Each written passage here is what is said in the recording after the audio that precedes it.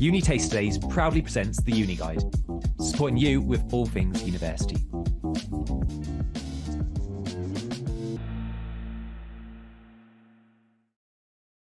Hello, welcome to episode 35 of the Uni Guide Podcast. Today we're talking about getting uni ready, but turning potential into performance. And we've got one special guest to talk about that subject with us, and that's Kamal Ellis-Hyman, the founder of Aim a Little Higher. I'll talk a little bit about what Kamal does in just a second.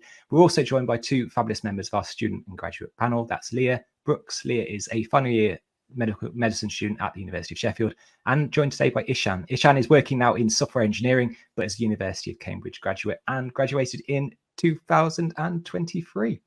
Right then, Kamal, really warm welcome to this episode. We're going to find out loads about you during it, but just to kick us off, do you mind just telling us a little bit about what you do and why you do it? Absolutely. First and foremost, the youth in the room is really making me feel old. So thank you. So my name's Kamal. I'm the founder of a company called Aim a Little Higher. And basically what we get to do is we work with young adults to get them ready for the real world. So we have one side that goes into education. We deliver motivational speeches and world-ready programs where we'll spend sort of 6 weeks, 6 months in a school with a group of young people, really giving them the tools that they need to succeed in life beyond education. Because school's great, it gives us a solid foundation, but there are some gaps that as you get older, you think, why did no one talk to me about that when I was younger? So we get brought in to do that. And then we also serve corporate clients who are hiring young people for the first time. So apprentices, interns, grads who are jumping into that real world and sometimes can feel a bit overwhelmed, and we help them translate that potential into performance. And that's what we do. And the reason why, to be honest, is I was really blessed with the parents I got. They weren't rich or anything like that, but the way they brought me up was all about going for it. It was like, you've got an idea, go for it, see what happens. And they were all about lessons and principles and the idea that if you're willing to put forth effort, you can get some decent results. And even if you don't, we're proud that you tried.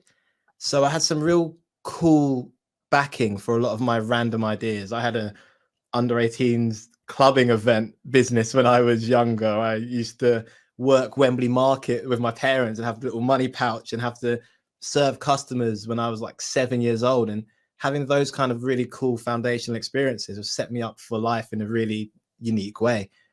And after I became youth MP for Peterborough and got the opportunity to spend one day in a youth hostel, next day with the chief exec of City Council, then you're in House of Parliament, I just saw life from so many different angles and realized, gosh, your circumstances make such a huge difference with the way you see the world. What if I could come in and just be a big brother for the day, for the week, for the month, for the year, and just say, hey, arm over the shoulder, look, here's some stuff that I've got from my parents. Let me pass it on to you and just give you that boost to go out into the world and perform at a high level. So that's sort of the why behind it. And it's one of the most, it's the most fulfilling work I've ever done, because you get to see people go from this young person with potential, but they're a bit shy, a bit nervous, doubting themselves, to actually going, do you know what? I'm going to just go for it. And it's the most beautiful thing to watch that transformation. Love that, Kamal, and welcome, a really warm welcome to the podcast. Right, 2 follow-up notes just before I go into my first question, then pass things then to Ishan and Leah. I've got to say a big shout out to my parents as well, because I can't have you say how great your parents are. My mum does say she listens to the podcast. So if Kamal says that his parents are fantastic, and I didn't then follow up by saying mine are pretty good too. So mum, good on you. Right, next note, I've got to say this as well, Kamal. You started by saying that you're feeling old with our audience today and our students joining us.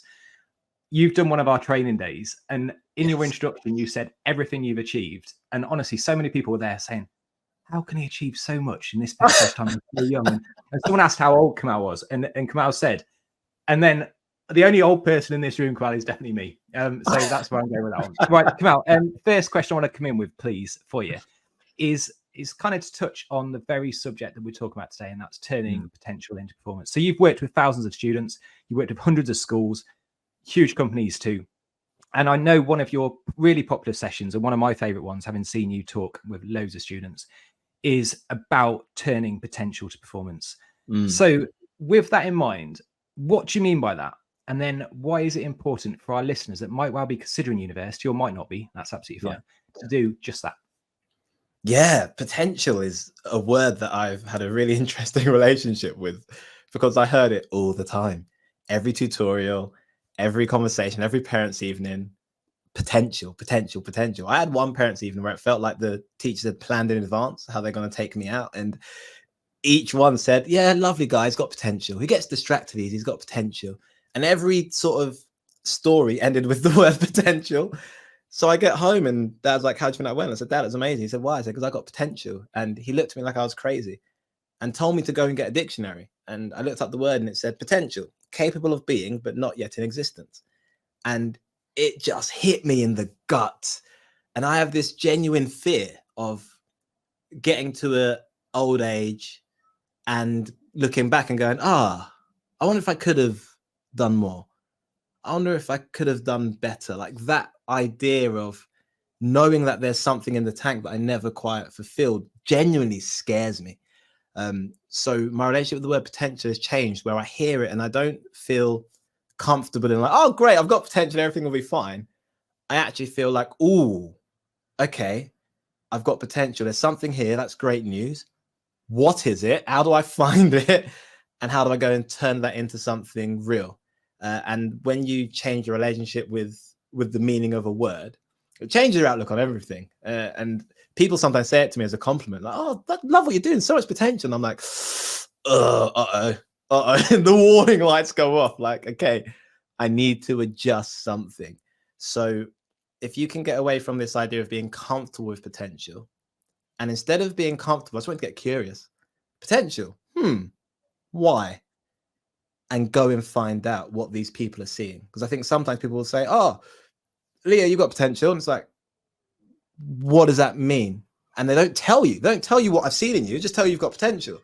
Whereas actually, if you stop and get curious and go, what do you mean? They might say, oh, the way you communicate is so brilliant. Great. I can tick off communication. Let me focus on that. Or your story writing is amazing. Or they have to get specific when you ask them why, rather than what you typically do is walk away from that conversation. So just that shift really helps you to find your thing, find your strengths, find what's coming across really well that you might not be aware of. And if you start thinking like that at this age, you've got that whole time during uni, during your degree apprenticeship, or whatever pathway you go, to really make something of it. So by the time you enter that world of work, you are like, I know my superpower, and can move forward. Fabulous. And what a really nice link, because I'm now joined by two people that have performance, and that is Ishan and Leah. So Kamal, I'm going to now go in the background. Leah and Ishan have prepared some questions for you. So awesome. Leah, I'm going to pass things over to you. Yeah, for the listeners, they won't realise I was literally just sat here with a smile on my face, nodding, like I think quite consistently throughout everything that you were saying. I don't think I've ever related to anything more, actually, with so much that you were saying there. So yeah, it was absolutely great to listen to. And I think especially when you were saying about potential and asking for people to expand on that, I think there's that fear sometimes of, do I look like I'm compliment fishing? Do I look like I'm trying to sort of boost my ego? But you're not. And I think it's that understanding of actually you're just trying to work out how you can better yourself and how you can get to where you want to go. And what is it about you? Like you said, what is it about you that they're seeing? It's not necessarily a potential, it's a strength. It's something to be admired. And I think, like you said, it's that mindset shift of, it's not something you're aiming towards. It's not just potential. It's, you've actually got all of this foundation and you should keep going with it instead of just something that could be something else. So I loved absolutely hearing all of that. So I guess it'd be great just to hear. I have been nosing on the internet a little bit with the work that you do with Aim a Little Higher, and absolutely just something I wish I could have had at school. And I guess it'd be so great to kind of know, like, what got you to this point where you are now. Kind of did it link, I know you spoke a little bit about your own journey, but it'd be great to kind of hear more about kind of how you got to the position where you are today. Yeah, so it's firstly, thank you so much. That really means a lot. And I think even in what you've seen from it, from those strengths, is really how I got here. So I look back and I think everybody has an amazing set of skills or something that they're especially good at or have the potential to be especially good at. But if you don't pause and reflect, you never realize. So it's only in hindsight I can look back and go, oh, I've been in school council since like year 2, because I love the idea of hearing people's ideas and then sharing that elsewhere. I was school counsel in secondary school. If there needed to be a volunteer on stage, I'm like me. I remember once I had like Mr. Jones. He's this assistant principal with a booming voice. You don't want to get told off by Mr. Jones. You also don't want to tell him anything that's private because he has a really loud voice. He stood at the front of the assembly and he goes, Kamal Hyman. And I'm looking at him, goes, stand up. And I stood up. And he goes, come to the front. And I walked down to front my whole year group. And he goes, will you sing a song? And I was like, oh, yeah. And he gave me this microphone. And it was a charity day. And we'd been singing this song all day.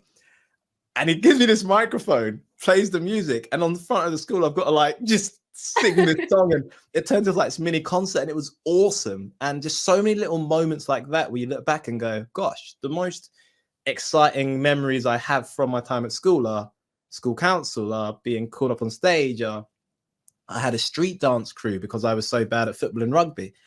And why did I love it? I thought it was the dance, but it's, when you really sit back and assess, it's not. It was the impact. It was being there and entertaining people, but also the members of the crew. Each of them, I got to know like their stories, their unique look at life, what was going on at home, and have this like safe haven of, hey, you're in our crew, you're part of us. And I realized over time that everything I do keeps leaning back towards helping young people, increasing confidence, entertaining people. So clearly that's my thing. And it was just figuring out how to make that useful in the world. So at first I thought I want to be an actor. And then I realized, nah, that's just more about my ego. I just want to have people look at me. I don't think that's helpful. Okay. Then I went and became like a fencing instructor and did archery instructing and rock climbing. It was great because you're encouraging these little kids, go on, get to the top. And then I became youth MP for Peterborough and loved the impact, but had a dislike of the politics. And it was like, this feels close, but it's not quite it. And then someone saw me, I saw someone speak and I reached out. And he was like, yeah, cool, sounds good, and ignored me. So I went, right, fine, I'm going to start my YouTube channel. And I started doing this thing called 3-minute motivation, the motivational speeches on YouTube. I did one in Peterborough Town Centre with an American accent. It's so cringy. But he saw it, reached out to me and said, oh, okay, I think you're serious. Let's talk. And I basically did an apprenticeship unofficially, working for this company, learning how to do public speaking, learning how to sort of hone the craft. Then I got to do Barclays Life Skills. I got to be brought in by loads of different companies to eventually feeling like, do you know what? I think I get it now. And I'm going to go and set up, aim a little higher and do things in my unique way and build a team around that. And that's how it practically got to this stage. But it's just that reflection of everyone's got clues with all the little things you do. There's these little things that make you more curious, little things you spend more time on, little things that you naturally lean towards. And I think there's huge clues inside of that. My wife recently left the job in tech. She got this high-paying job in tech, and was doing amazingly well. And then she left and decided to come and focus on being a mum and doing the operations of this business. So right now she's full-time in this business, which means she's at home and she's so happy. And she said what was interesting is this job looked like it was shiny, great pay, etc. But what she wanted when she was younger was, I'm being mum. I want to have a family. And then the world gave her all these other aspirations. She went and did it and has gone back to what she thought when she was younger. And it was just really interesting. And she said, I think we tend to be right when we're younger. And when I look back, yeah, I was right with the school council. I was right with that stuff. The acting was just the shiny, hey, everyone look at me. But I was almost right in the first place. So yeah, it's been an interesting journey to get to this point. But I just think we've all got clues. And if we can lean into it, we'll be pretty happy in the end. Oh, exactly. And I think you've raised some great points there. I think something that I think is really valuable kind of going into the world of work is kind of that, like you said, you're doing so many amazing things for Aim a Little High. You're giving so much to people, but at the same time, you're getting something back, which I think is important. You're getting that, you're able to do something you love. You're getting that passion. You're getting that, but you're also getting that, I'm making a difference here. And it's something that I'm passionate about. And I think that is so important with anything you choose to do, which also perfectly kind of moved into why I think it's great that you spoke about your wife and kind of how she had that reevaluation of actually, this isn't what I thought it was going to be. And this is my idea of what I feel like I can give and what I'm going to get back from it. And that is just as equally important in any opportunities in life. And yeah. 100%. And I have to be honest as well. I don't want to come on here sounding like I'm a saint at all. There are some selfish intentions behind the work I do. I am a huge attention seeker, and being on a stage and have people look at me and laugh at my jokes and clap feels wonderful.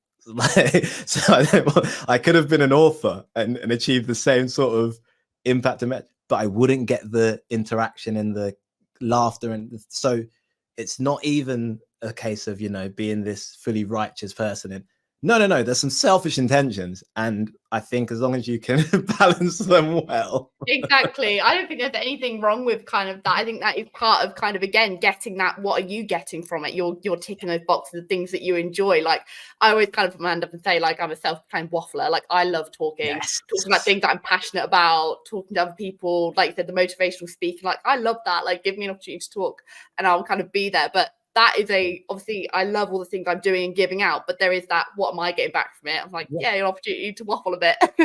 Yeah. And that's okay. And I think sometimes we get so caught up in wanting to be, this really kind, really, hey, the world comes first and I'm making a difference. And I think, that's lovely. But also you've got to, as they say, fill up your cup, right? And I think there's something beautiful about finding work or a pathway or a subject or a topic that just genuinely fascinates you and is interesting to you and has a bigger purpose. Great. But I don't think you have to sacrifice your complete self in order to just give. I think you can successfully get this balance where you're being super useful and helpful, but you are fired up and really happy. Like during COVID, when I had to do it all virtually, it was horrible. I was like, where's the crowd? Where's the people? I need the handshake. I need to see you. So yeah, definitely. It's absolutely fine to have a little bit of, this is what I need, and I'm going to put that first too. Honestly, that's such inspiring stuff. And I feel like for me, it's exactly the right time that I'm hearing you say all this stuff, like finding your superpower, what you said earlier, leaning into the kind of things and finding those clues and looking back. I think this is literally the time that I need to be hearing this stuff. And it's actually funny hearing about your wife leaving tech, because I'm just coming into it. So I guess awesome. You have some people going out, some people coming in, but she enjoyed it while she was there. She said it was fascinating. And what was interesting is the people she met. She met some really interesting people with some amazing backstories and insights, and they're still friends now. So it's a exciting journey you're about to go on.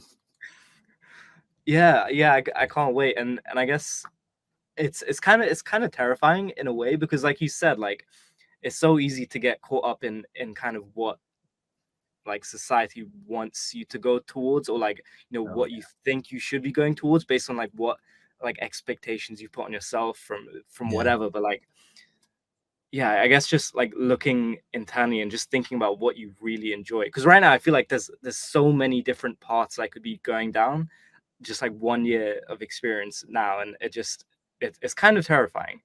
But I guess maybe if I thought about it a bit more at university, like I would have honed more into the potential that I had. But I mean, just curious, like what would you recommend to a university student, what they can do to hone their potential?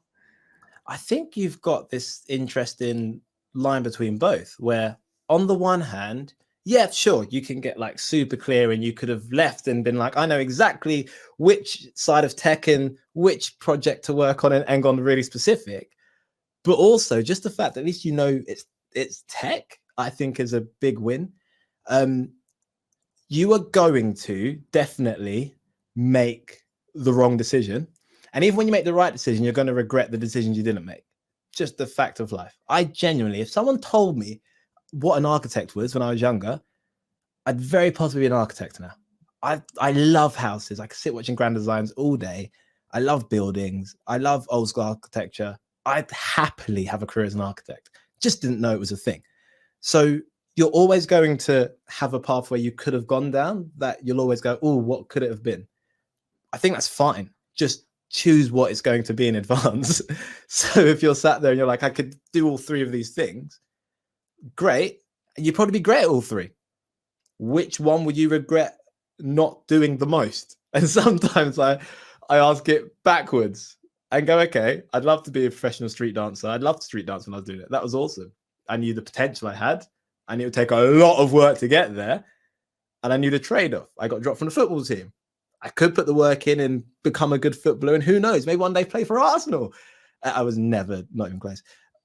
Or there's a speaking thing. And it's like, I'm going to regret not knowing how good I could have been at football.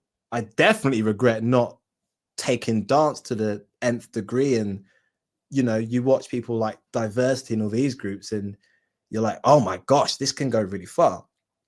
But I'm glad I chose this path. So I don't think you'll ever get to a point where you're like, this was 100% the only path. It was the correct path. I don't regret anything.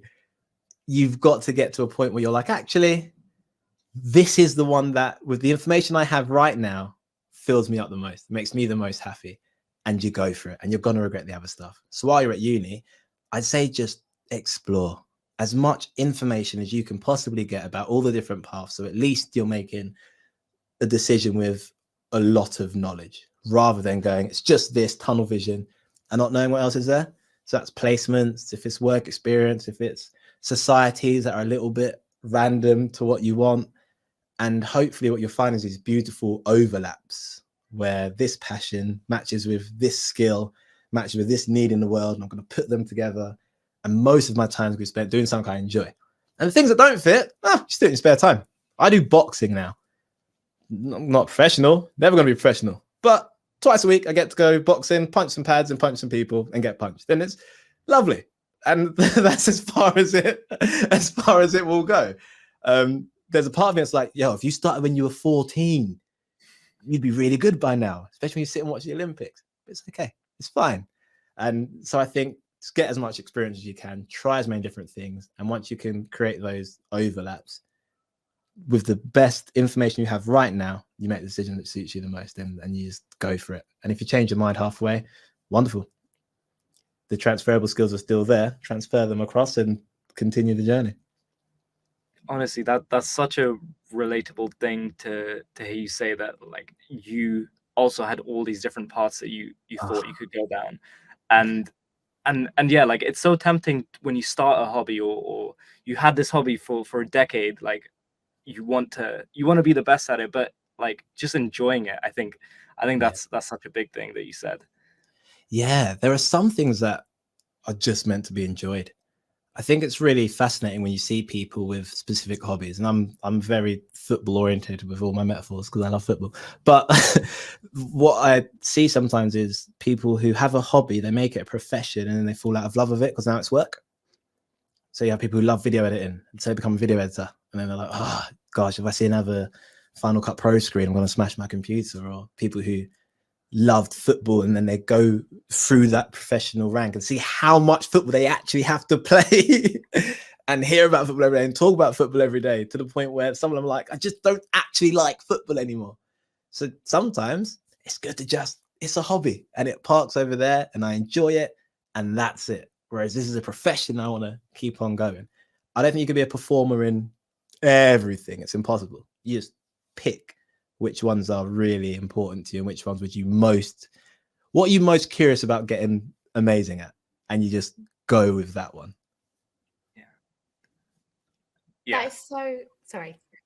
No, I was just nodding in agreement because this is just so useful to me right now. No, absolutely, isn't it just? And like you said, when you're like, sure, you can just have a hobby and it's just a hobby. Like, I think when I was younger, especially kind of sixth form, it was like everything had to have a greater purpose. So it's like, oh, well, if I'm going to do this, then where's it going to take me? So like, oh, you're reading that book, but it's fiction. So what are you going to get from it? Are you going to go off and be an author? Like, and if you're not, then what's the point? Speaking to my own experience, looking over at my bookshelf over there, like, that's what I'm going to do. Or what's the point in this if you're not going to take it somewhere? But actually, you're filling your own cup, and that's just as important to help you. Like, you need to have a life as well. And like what you said as well, with the kind of, I was very much one of those people who kind of was, I would like to say, I'm going to have the confidence to say I was quite good at school in everything. Like, I could do the kind of science, but also the English and the maths and things like that. And I think that was a blessing and a curse of like, it doesn't narrow down your choices, which is good, but also it doesn't narrow down your choices. So what do I do? But I think that is so important to realize that you do need to narrow down your choices, but you don't have to permanently narrow them down. Like, when I chose to go to med school, I didn't think that in the future I could look at potentially like doing public speaking or kind of doing mental health work and stuff like that. But you can tailor things to what you're passionate about. And I think that's something that I'm kind of building, and that comes with confidence. That's definitely a big strength that I think you need to kind of get to where you want to go eventually. But kind of speaking of strengths in general, I know that myself, and I'm sure some of the listeners, can find it hard to identify your own strengths. So as a student who I guess is thinking about their future, they have no idea kind of how to achieve it, what kind of pointers would you give? Yeah, no, you make such a good point of this, like being good at multiple things, because it feels great at some times, and sometimes it's the worst thing in the world. Like, I go to restaurants, they've got this big fat menu, and I'm like, I don't know. I don't want to miss out on the pizza, but I really love the fact that they do steak, but they also do. And like, it's crazy. We went to a restaurant recently. There were 3 options I liked, and I was like, oh, great. And it was such a quicker process to get some food. Oh, honestly, people think I know exactly what I want, but I'm like, that's why I checked the menu beforehand. Like, we've already gone through that. Yeah, exactly. So no, I get it completely. And I think sometimes we look at not being good at a lot of things as negative, but I think it's kind of a gift too, because now you've only got 2 things you're actually any good at. So you're going to go in that direction. I got dropped from the football team, dropped from the rugby team. I was bad at a number of things. So I had to do something with communication, because it was the thing that I was really good at. So how do you find the strengths? I think there's 2 different ways. There's internal and there's external input, right? So you've got the internal, which is you keeping a measure of how you're performing in certain levels. And you've got to have a good level of self-awareness to be able to do that, because we're a weird species. We can over egg how good we are at things by far, but we can also undervalue it and not give ourselves enough credit. So self-awareness is a really tricky one when you're only trying to do it internally. But what I would do internally is I look backwards and go, what have I enjoyed? And generally speaking, enjoyment is in the same area as competence.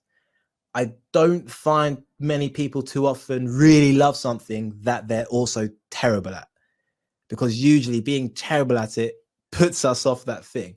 So if there's something that's been an interest for a while, chances are you're actually pretty good at it and you can use it as a clue. So what I would do is I take something I'm good at, and I need to look at it in 3D. What do I mean by that? My favorite subject at school was, I'd say, history, because the history teacher was just so awesome. Why do I like history? Okay, I like looking at the past. Okay, let's go a bit deeper. What 3 skills do I need to be good at history? Research. To be able to research and collect information.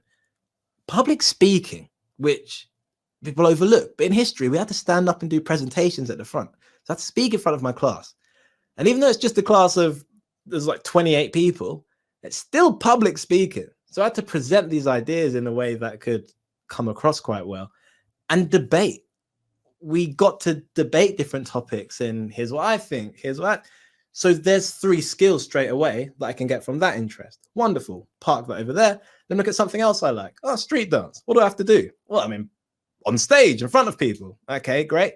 Got a leadership role, because it's my crew. So I've got to make sure everyone's cool, everyone's friends, everyone has responsibilities, so they feel valued. But so I've got to have that as well. And then I've got to have some confidence, because we're going to go and battle people. And I don't know how good they are. And we're going to battle in public. Great. Any overlaps? And you keep doing that. And eventually you're going to keep finding the same overlap. And the overlap for me was communication, the leadership roles. And when you look at even just those two, that's great. I can park those two skills. Let me lean in and make them better.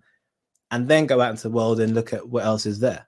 And what you might find is, like in your case, if I had an interest in medicine as a future career, on the outside, well, being a public speaking and confidence and leadership, what's that got to do with medicine?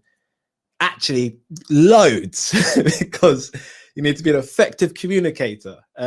You're going to need to have, maybe you're going to be a manager and have a team. You're going to need to lead patients from where they're at to where they want to be and make sure they're comfortable the entire journey. Like, there's so many different levels to it. So don't feel like your skill has to equal your career. You might be a great public speaker, doesn't mean you have to be a motivational speaker. Still go into medicine and just be someone who speaks really well in your role. So I say I look back, analyze each one, and maybe just do 3 for each and just see what themes consistently pop up. And that will probably give you a pretty accurate picture of what you are good at, because we tend to run from things that we are terrible at. So coordination doesn't pop up like many times for me. I have to work on that for a long time. No, exactly. And I think it's really important if you're thinking of going to uni and you're choosing courses, reminding yourself that you're not going in as like a complete newbie. Like, you do have strengths. They're not going there to teach you from the bottom. You do already have these things. Like you said, it might not come as simple as, oh, I was the leader of a leadership society or something. You know, you don't have to, it doesn't have to be so black and white. You can have all these other things, and you do have so much to offer. And it's about how can they help you enhance yourself, not what, like, it's how they can already help you, not from the bottom, and giving yourself that self-respect, that self-confidence of being like, you know, I already am good at communication, but I want to enhance that. And I already do, like you said, with history, like, I already do know a lot about history, and I know how to do this and that. And what can they offer me to improve myself? And that comes through with having the confidence to say that you've already got X, Y, and Z capabilities. How can they help me? And I think that's really difficult as a student to gain that mindset. And I know I certainly didn't have it at med school. Like, when I was applying, it was like, oh, like, will they just take me, and will they see this in me? And it's like, actually, let's shift that mindset. I already have X, Y, and Z. I'm going to show that off. And how can you help me improve? How can you help me refine my skills? And that's, like I said, it comes with that self-confidence. And that also comes with a lot of self-reflection. So like you said, writing things down, dissect it, look into it, and then look at where you started and where you are now. And you'll just see so many different things and be like, yeah, I did that. Like, I didn't realize I was doing it, but I was like out there bossing it. Actually, that's a good point, because I said there was 2, internal and external. Internal's the hardest, but you master that and you're in a beautiful place. But you have got external. You can turn around and go to people around you and just ask, what do you reckon I'm good at? Now, you're going to have some mates who are going to throw banter your way. Be prepared for some pointless, useless answers. But it's good at never shutting up. Yeah, exactly. But it's just because they love you. But go and ask your mates, go and ask your parents, carers, aunties, uncles, go and ask your tutor, go and ask the teacher of the subject you hate the most, and just see what happens. And all you're looking for is themes. You're not looking for them to give you the answer to everything. You're just collecting data, just collecting themes. And even in the negative, there's some information. Oh, you talk too much. Great speaker. Thank you very much. I communicate well. Oh, you're so sarky. To be sarcastic, you need to be pretty smart and pretty aware, and you need to be quite fast in your reactions and processing information. So even in like the negatives, there's some positives. If you ask people about me at school, they're like, oh, he's so big-headed. Yep, confident. Absolutely. Confidence, tick. Do you know what I mean? So external, sometimes if you're struggling with that internal, feel free to go externally. And if that makes you uncomfortable because you don't want the negative, then preempt it. Hey, I'm writing a personal statement, really hate writing about myself. Can you give me 3 things that you think I am pretty good at, just to get me started? I know we banter back and forth a lot, but on this occasion, can you just be serious and help me out here? Yeah. And preface it like that and send it out. And you'll be surprised at what you get back. Some of it will be like, oh my gosh, I didn't see that. And it'll be great news. Some of it will be like, yeah, I knew you were going to say that. Perfect. Your self-awareness is pretty on point then. So there's no negative outcome really. And if people say, don't know, mate, nothing I can see that's great here, I just get rid of that friend, I guess. Yeah. Because Then where's the friendship coming from? I think that's a life lesson. Like, you are more not than my just friends people. it's something I think you should be doing sort of every so often as a check-in for yourself, to be honest, any stage of your life. I know I'll be keeping that in mind. Oh yeah, there's eagles and there's chickens. Eagles fly, chickens fry. Just pick the right ones.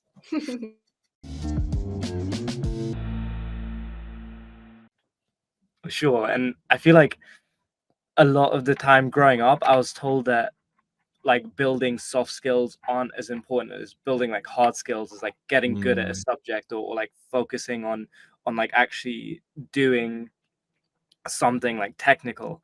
And that like that's something that got repeated to me over and over, that like, you know, soft skills and in job interviews or in uni applications, like it's not about the music, it's not about the art that you like, or just about how good you are at communicating, how good you are at like the actual important stuff. It's all about the grades you get, etc. And like there's such a lack of emphasis at schools, at least from my perspective, on that.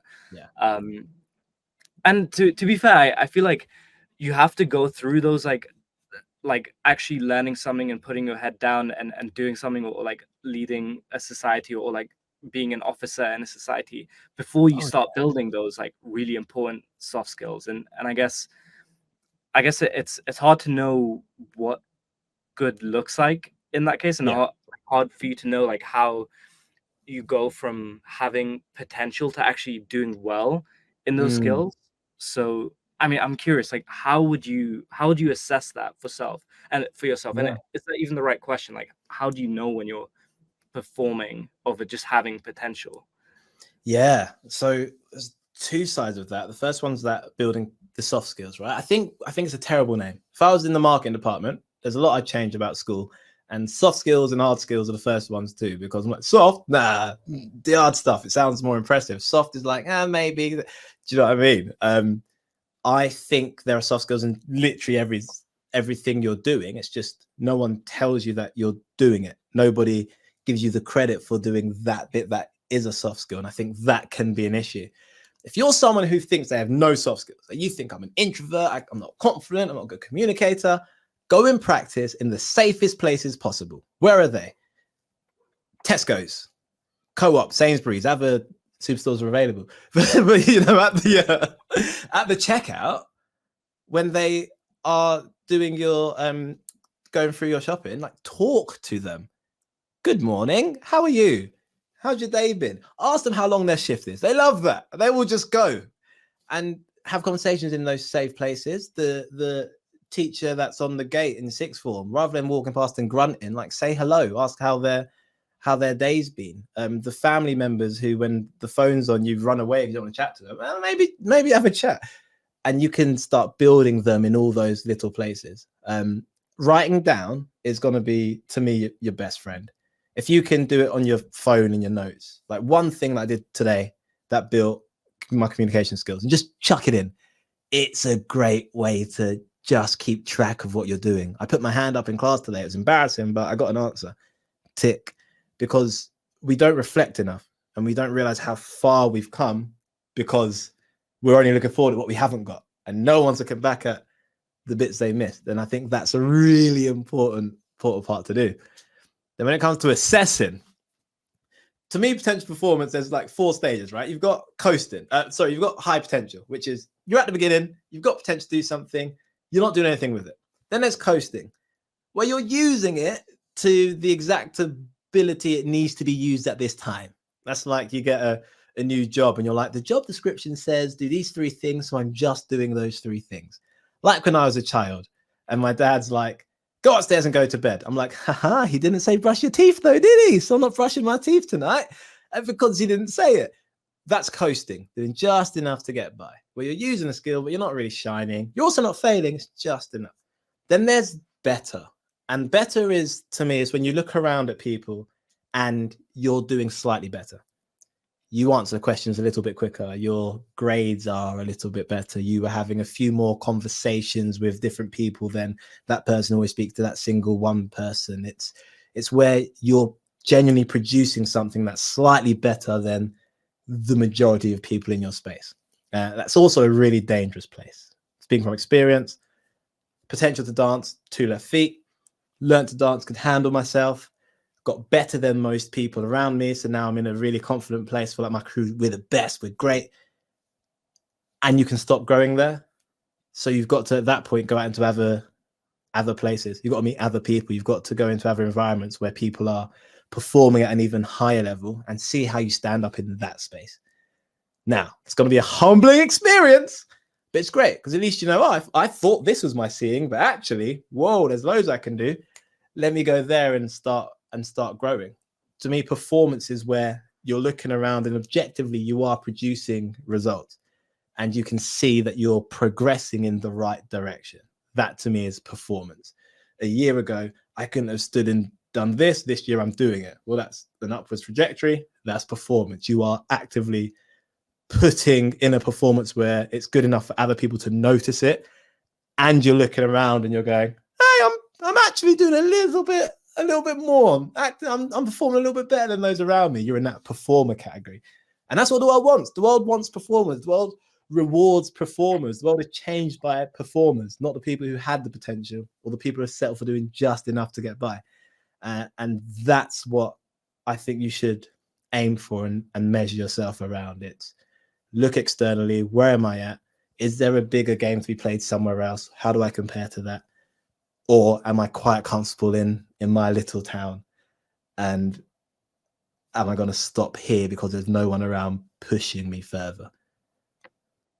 For sure. I think I got to university and just using your framework there, I was just about getting to that better stage where I was like enjoying my subject a bit. I was like reading, I was doing that. And then I got to university and I look around and everyone's like, people have done crazy things in my subject. And I'm like, wow, I'm just like a drop in the bucket right now. And it's so eye-opening going up to uni and just when everyone, it's honestly terrifying, like looking at, but in a good way, at how like amazing people are. And I guess it's good to just like immerse yourself in that. But I think that's a stage where you can't just like lose confidence. That's when you have to like put yourself out there, reach out, work on stuff together, collaborate. I think that's the right moment to really explode.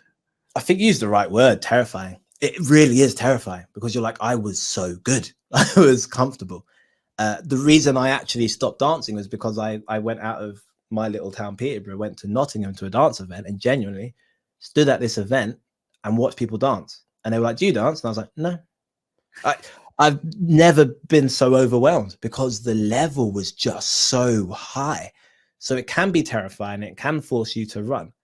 But I think what you've got to do at that point is look around and go, okay, firstly, the fact that they're way, way, way better than me isn't a reflection on me. It's just a reflection on circumstances up to this point. They might have started in this subject because their school did it early on. They had a chance. They might have an uncle who did it and got work experience. There's so many other variables that you just can't compare. So you have to allow for that to be the case. Then you go, all right, practically speaking, how much better are they than me? And what's the skill gap? What skills would I need to acquire or improve to get to where they're at? And once you identify that, you just make a decision. Is it worth the sacrifice I'm going to need to make to get to that point? If it is, crack on and just go for it. Give yourself patience, give yourself time. You'll get there eventually.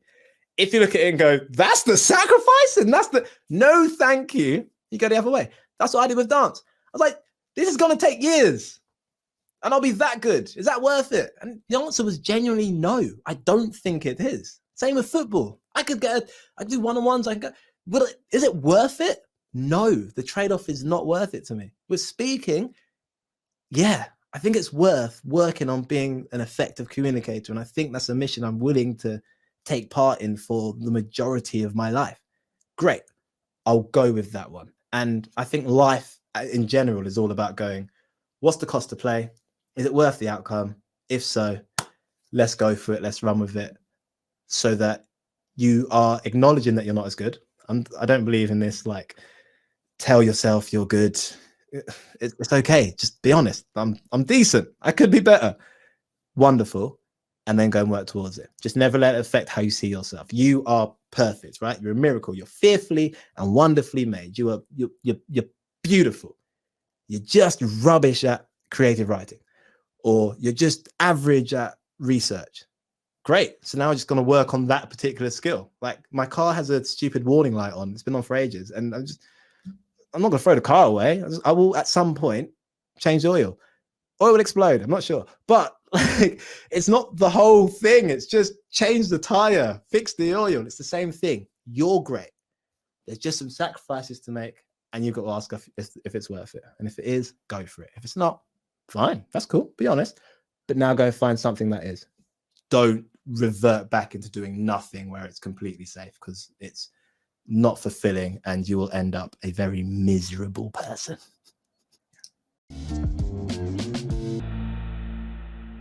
It's so easy to look around and like look at someone who's on like chapter 15 and you're on like chapter 2 in your growth, and then compare yourself and then beat yourself down. But yeah, you just can't.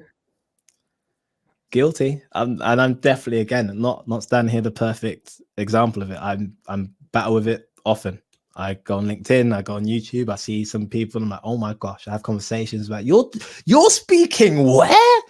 For how much? What am I doing? It's natural. It'll happen. You just got to make sure you've got a level to come back to remember. It's a journey. If I want to go there, great. What's the price? What's the sacrifice? I'm willing to pay it. And you're good. I'll jump in now, Leah, Kamal, and Ishan, if I can. And I've scribbled loads of notes. And one thing you said, Kamal, that I thought was absolutely fantastic is that be the eagle. And I will take that forward, moving on. But what I wanted to say now, Kamal, is I've heard you speak in person, and you really are as good in person as you sound on this podcast. You are one of the most energizing people I've ever heard in my life. And one of the stories that I've heard you say, and I just thought that's so Kamal and so brilliant, is where you talk about the guys that came and knocked on your door to wash your car. And then you went away and got all their stuff. And then, so Kamal, I'll give you a lead in then. But then we've got one final question for you, and then we're going to go into our closing questions afterwards. But just tell us that story. I love it. This story upsets me. Honestly, it was summer holidays, and I get a knock on the door, and it's these two young guys, and they're like, "Hi, we're washing cars. Can we wash your car, please?" And I've looked at them, looked at what they've got, and they've not got much. They've got like a sponge, and I'm assuming they're going to use my hose. And I'm like, guys, I am literally on my way out, but come back tomorrow and you can definitely wash my car. Like, no problem. This is really cool what you're doing. Love it. So they went away. I went out. No problem. Then on the way back, I thought, oh, I used to wash cars. They're not going to do great with that single sponge. So I went to the shops and I bought this car washing kit for them. You know, I had like the proper, what's it called? A chamois, the sponge, the liquid they need, and had this bucket ready. And I was like, they're going to knock tomorrow. I'm going to be like, yes, you can wash my car also. Boom. Here you go. This is you getting started. Next, you're going to need a Facebook page. And I was ready to sort of like take them in and mentor them because I was so proud. And next day, I'm like, cool, they'll come anytime now. And no knock. So all right, fair enough. Maybe next day. They didn't come back at all. They stopped. And I'm not sure why. It's possible they had a financial target, they hit it, and they were able to go and spend that money on whatever they wanted to do. It could have been that. The likelihood is I wasn't the only person who said no that day, and they just thought, do you know what? This isn't going anywhere. Forget about it. And have gone back to doing whatever else they want to do with their summer. And it's genuinely gutting to me because I'm like, that is life. You're going to knock on doors and it's going to feel like a no. And it might just be a not yet. It might just be a not in this current form. And they didn't give it the chance to come and find out what was behind the door. And it bugs me to this day because I don't want to tell you that in advance, because now you're doing it for me.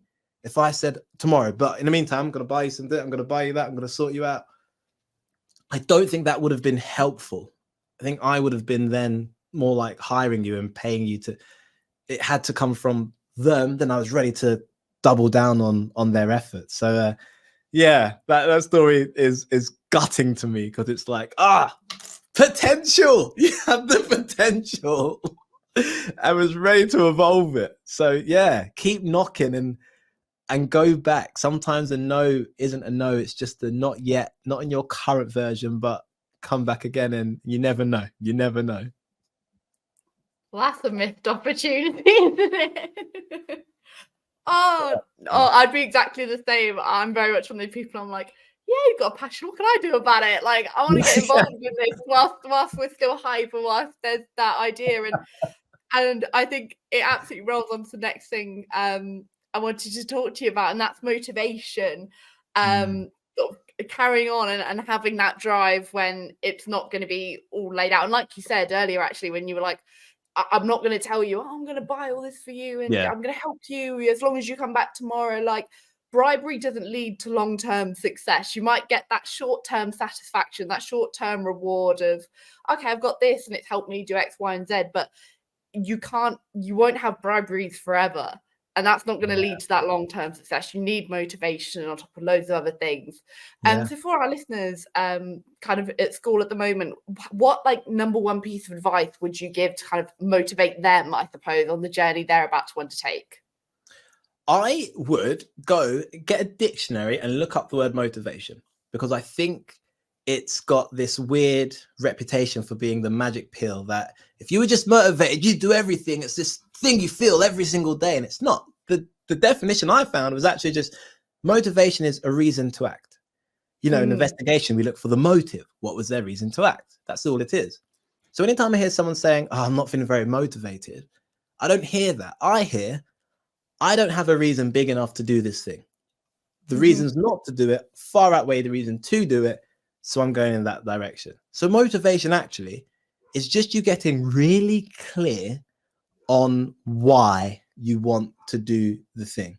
And you can do that in loads of different ways. You can say, what will I gain? And have a real positive carrot approach.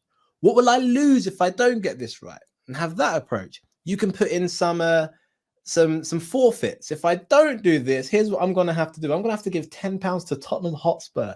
Ugh, disgusting. Why would you ever? But you find those things and you use that in order to get yourself motivated. Motivation is just a reason to act. So if you're going through school, through education, and you're just there because you have to be, you're not going to be very motivated, because you're only there because you have to be. We know that's the law. Cool. Now you are there. What are we doing? Are we trying to become the great communicator? Are we trying to see how many GCSEs we can rack up just because it's a big game and I want a good score? Are we looking for the different abilities in different subjects? Like, what's the reason you're there? What's the reason you want to do well? What's the downside if you don't? What kind of life are you creating? And if you're someone who really struggles with motivation, that list is probably not going to be 2 or 3. You might have to sit down and get to 77 and really play that game. Fitness is something I've always struggled with throughout my whole life, until I got really specific about, do you know what, Kamal? You're a dad of 2 girls and you've got your wife. Are you able to protect them if you had to? And it's really, I went down like a full on, what would you do if this? What would you? And it was like, oh my gosh, I'm going to go to the gym. I'm going to get up and go to the gym. I'm going to start boxing. Why? Because I just couldn't motivate myself to get in shape ever. So I had to go down this more dark motivation to get me there. I don't mind what you use as long as it gets you to the gym. Exactly. Happy days. So yeah, it doesn't have to be this big fluffy thing. It can just be real to you, but it's just a reason to act. Find your reasons and you're good. No, I love that, because as well, I think you said something there that I definitely relate with, and it's that, because I think motivation is so important as your starting point, but you do need more than motivation. You need drive in something that is going to give you that, what's going to fuel that motivation. And I think for me, that's, I I think emotions are so important, right? I think emotions, they drive a lot of the different things that we do. And for me, passion is what will get me out of bed doing that thing that I might not necessarily feel the motivation for. That feeling of passion, of joy, of accomplishment. So for me, I like to kind of relate a lot of things back to emotion. Like, how does that make me feel? How it can be hard sometimes, but don't get me wrong. Like, I tried to getting when I was building my habit of kind of doing yoga in the morning, I was like, I do not want to get up and do this. Like, but then I've done it. I feel great. Like, why did I sit there like amazing? But it's like, no, it's like you need to think of the end goal. What's that emotion you want to get out of it? And I read something once that said, like, motivation isn't going to get you there, habit is, and you have to turn that motivation into a habit. So, and it can take about 2 weeks to consistently build a habit. So I think it's about how can you take that feeling, like you said, like sometimes people might think that's a weird way to do it, but you're doing it, so why does it matter? Why does it matter what people's ideas of what a weird way to get you into the gym? But I'd be thinking, well, it got him into the gym. Like, he's there, he's doing it. So, and I think that's what you need to remind yourself. We're all unique, and different things work for different people. And if it works for you, then don't drop it. Try to be more conventional, like run with it. Well, it works for you, and cheat the system. I bet it's easier to do yoga in the morning if you know that when you wake up, the yoga mat's already laid out. There's already a glass of water on the side ready for you. And you've told 3 of your friends that you're doing yoga this morning. You're probably gonna go. Yeah, that's it. She can cheat the system. That's fine. Same results at the end of the day. That's the way forward. Yeah, absolutely. Kamal, Ishan, Leah, I really, really, really have enjoyed this conversation. So thank you so much. So the final thing for me to do is to come to you all with our closing question. So Ishan, I'm going to come to you first if I can, and that relates to the topic today, which has been turning potential to performance. So having kind of been part of this episode, if you were going to give some advice to your younger self in relation to this topic, what would it be? Yeah, I mean, I remember being 13, 14, just like Kamal, parents' evening, being told in school, you've got potential, you're doing well, but we can tell by your grades, we can tell by the homework you're giving in, you're not doing a good job. And these were subjects where this was history, art, English, where, you really have to put work in, and you can't just like be okay at the subject and then do well in the exam. Like it takes effort. And now, like, for my girlfriend, I'll make some beautiful painting because I have that motivation. Like I have that reason.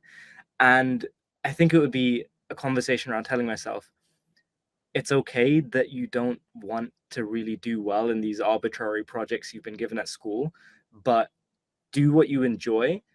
Make sure you do something, focus on your output, and that's where you'll grow. That's where you'll keep doing something better. I think that's all. Love that. Well, Ishan, I can say you are absolutely nailing it. So you might well give some advice to your younger self, but yeah, absolutely nailing it. And from one person to nail it to that's nailing it to another, that is Leah. Leah, thank you so much for being part of this episode. Kamal, I don't know if you know this, but it still blows my mind. And I did say this on the last episode. So listeners that tuned into this, I'm sorry to repeat it, but this is true, Kamal. One of Leah's videos on Instagram has had 2.4 million views. Whoa. Yeah, so Leah, you are also very much nailing it. And the same question that I want to come to you with, and that's, having listened to Kamal's fantastic advice and being part of this episode, what advice would you give to your younger self in relation to turning potential to performance? No, I think that's so important. I think I've learned so much, and already I'm thinking so many things in my head about my own journey and things I could say. And that is, what I'd say to my younger self is I'd probably sit them down and be like, I just think it's so important what we've just said. And now my thoughts going everywhere. Sorry. I think I'd sit my younger self down and just be like, it's not just potential, girl. Okay. It's not just this. You've built this thing that people are calling potential. It's not just something that you've been naturally given. I think it can be really difficult sometimes, like I said earlier, kind of being that I was that kind of all-rounder of, it's just naturally gifted and it's just this, like, you could just go do that. And it's like, no, you've built that place of where you are now, and that potential is just all of your strengths being showcased and seeing being seen by someone else who doesn't think you're at the stage of your life that you want to be at yet. So it's their way of saying, you have potential because I don't think you're done yet. And I think you're going to do more. And that's what I'd say to my younger self. I'd say, you've got all of these skills. You might not have the confidence yet. You might not have the capacity because you've not done your A-levels to get to med school, or you've not done your first public speaking, whatever it is you want to do. But you've clearly shown people that you should be doing it, because they wouldn't say you had potential if they didn't think that you're going to get there, or that they think you should get there. And I think seeing that and just saying to myself, like, look at what you've done. Look at what people think you're going to get there and do, because you don't have potential in something if you're rubbish at it. No one says that. No one wants to see me do something awful. I'm an awful runner. I thought I could try and get into running. It's not going to happen. I'm okay with that. But no one would say that I'm going to go run a marathon anytime soon because I've got the potential to do it. People say you've got potential because they see these amazing things in you. Yeah. And be proud of that. And don't feel like that's big-headed, or don't feel like that's egotistical, because that's something I used to worry about so much when I was younger. Like, how I look. Do I look like I love myself too much if I say that I'm good at this, or do I think I have a big ego? But no, that's just self-reflection, and that's just honestly being proud of yourself and having that self-worth, and work on that and see what you can do with it and be proud of it. Yeah, I love that. Love that. Fantastic, Leah. Hey, the power of yet, and it's a big word, but it's only got 3 letters. And one of my favorite sayings is, whether you think you can or you think you can't, you're right. And I think it's so that is so right, isn't it? You know, so there's so much belief in there. Well, Kamal, you don't escape this one. So you touched right at the start by saying how influential your parents were, but let's go back to little old Kamal and what you know now. What advice would you give little Kamal, having been working in this area for so long? Oh man, I'd want me to hurry up and do some bits earlier. I would say go find God for guidance. I'd say go find your wife for peace. Go have your children for inspiration. That's like that. Those 3 things have been so instrumental in my life now, and I feel like if I got there earlier, it'd be even better. The most powerful thing I've seen for me has been also the ability to make decisions. And I sit in this odd space of indecisiveness too often, where I want it to be perfect. And if it's not quite perfect, I'm not going to bother do it. If I don't see the results quick enough, then maybe it's not quite right. I'm going to try this. I hate the word try, because to me it means I'm going to go towards it. And if it goes wrong, I've got to get out. The only time things have ever changed for me positively is when I've decided. And to me, a decision is final. If I say this is a decision, it's done. So you can always hear my language when I say, oh yeah, I'll give that a try. Oh yeah, I'll think about that. That means I'm not there yet. I'm going to play with it. As soon as I say I've decided, it's game over. I decided I'm going to propose and get married. And I decided I'm going to build this business rather than take this job that I was being offered by the Ministry of Defense that would have paid me way more when this business was making nothing at all. And decide that the decision is the most powerful thing. When I decided I'm going to get myself in shape and drop 10 kilograms and did all that stuff. When I decide, it's game over. The problem is I don't decide often enough, or I spend so much time trying to find the perfect formulation and solution that I get to the decision that I could have made ages ago.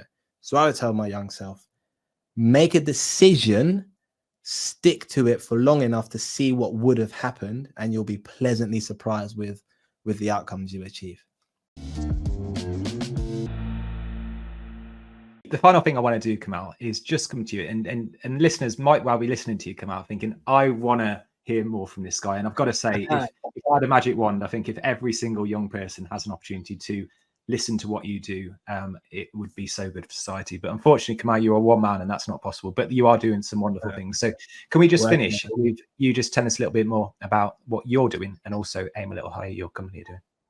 Yeah, sure thing. So our mission is to help as many young people as possible. We want to create a world where your aspirations are based on your potential, not your circumstances.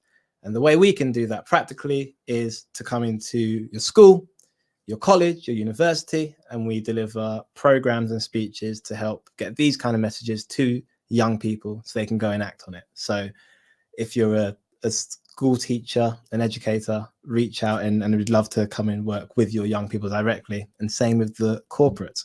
For young people, we are slowly working on something where we can be a bit more direct with you and not have to always go through school. So for now, Instagram is just Kamal Hyman. My LinkedIn is Kamal Ellis-Hyman. Reach out, connect. I'm not an influencer just yet. I haven't got 2.4 million views yet. So I answer I answer every message at the moment, you know, and until I make it, I will continue to do so. So genuinely, any questions, some positivity, come over to our feed and we'll be launching a newsletter soon. So we can just drop a little bit of positivity in your inbox once a week to keep you going. So yeah, that's me. Well, the final thing for me to do is just say a huge thank you. That is Leah, Brooks, Ishan, and also Kamal joining us today. What a brilliant episode. Thanks, guys. Legends. Thank you very much. You've been listening to the Uni Guide, supporting you with all things university. While you're here, why not give us a rating? If you have any comments, suggestions, or want to ask us any questions at all, please contact us using info@UniTasterDays.com. Stay tuned, like and share, and as always, take care.